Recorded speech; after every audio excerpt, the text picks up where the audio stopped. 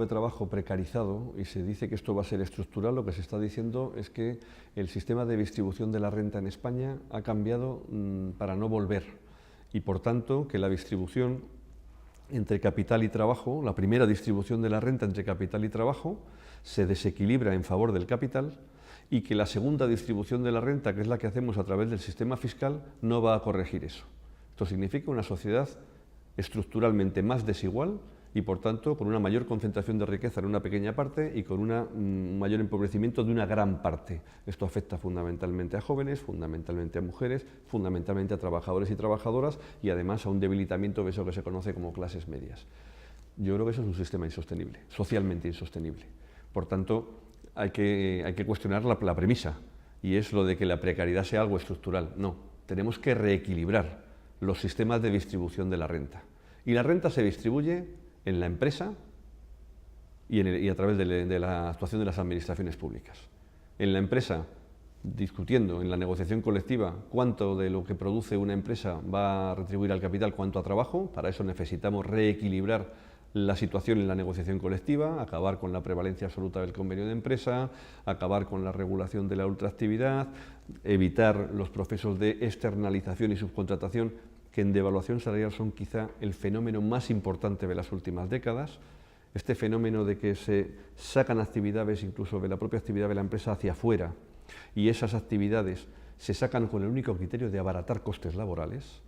El corregir eso, el que la cadena de subcontratación, de contratas y subcontratas, no signifique un abaratamiento de condiciones, sino que se produzca, en todo caso, cuando es razonable, por criterio de especialización, porque hay una materia concreta que es mejor contratar una empresa especializada, o porque es una materia que no es la actividad propia de la empresa, pero no con un criterio de devaluación salarial. Si conseguimos corregir esas piezas, el mercado de trabajo tendrá mejor empleo y de mejor calidad, algo que este país necesita. Y nutriremos mejor los sistemas de protección social y el sistema tributario. Y esa gente tendrá mejor protección social después. Por tanto, cuando hablamos de pensiones hay que empezar por el primer empleo que una persona tiene con 18 años. Ya estamos hablando de pensiones cuando definimos la calidad de ese empleo. Y luego, lógicamente, si equilibramos ahí, vamos a financiar más. Pero luego, aunque financiemos más desde el mercado de trabajo y tuviéramos pleno empleo, con tasas de paro por debajo del 5% y tuviéramos empleos de calidad, luego las cohortes demográficas, más numerosas o menos numerosas, nos meten más o menos presión en los sistemas de protección social. Y ahora, a partir del 2023, van a llegar a la jubilación las generaciones más numerosas de la historia de España y van a estar llegando de manera creciente hasta mediados de los años 40.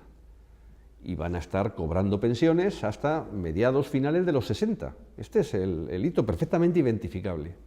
Y lo que tenemos que hacer es actuar para que esas personas tengan prestaciones comparables a las que, insisto, han contribuido a financiar. La mayor exigencia en torno a la década de los 40. A partir de ahí irá decreciendo. Y a partir de finales de los 60 decrecerá de una manera mucho más evidente. ¿Cómo tenemos que cubrir o afrontar ese reto? Pues con empleo de calidad, con elementos que nos permitan equilibrar la población, es decir, políticas públicas para que la gente tenga los hijos que quiere tener. La gente, cuando le preguntan, dice que quiere tener 2 hijos, pero tenemos 1,3. Bueno, pues eso significa políticas públicas de apoyo a la familia, de conciliación, de equiparación de derechos entre hombres y mujeres, de incremento de la corresponsabilidad entre hombres y mujeres, de inversión en infraestructuras, escuelas infantiles 0-3 años, por ejemplo. Bueno, todo eso es lo que tiene que permitir que nos mejore algo la aportación de la propia reproducción de la población. Pero tampoco será suficiente. Y, por tanto, la otra gran fuente de equilibrio de la población es la migración. Y ahí se producen muchas proyecciones demográficas que son tremendistas, son muy agoreras. Acaba de publicar la semana pasada una la AIREF, la Autoridad Independiente de Responsabilidad Fiscal.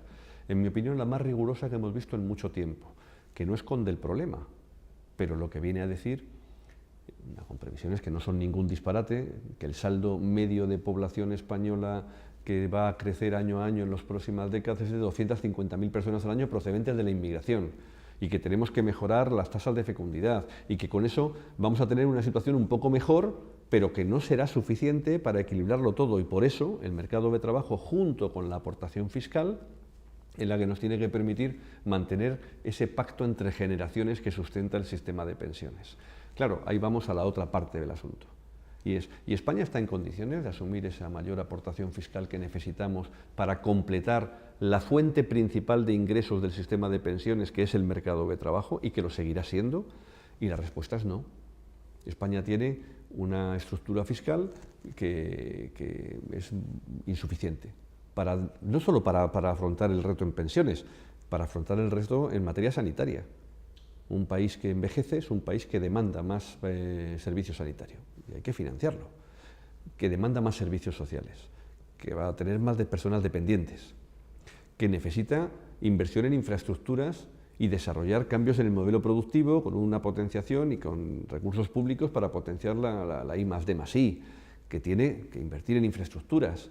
Todas esas políticas públicas necesitan de una capacidad que nosotros lo que decimos, no somos tampoco muy ambiciosos, decimos que España debería tener una estructura fiscal como los países de la zona euro.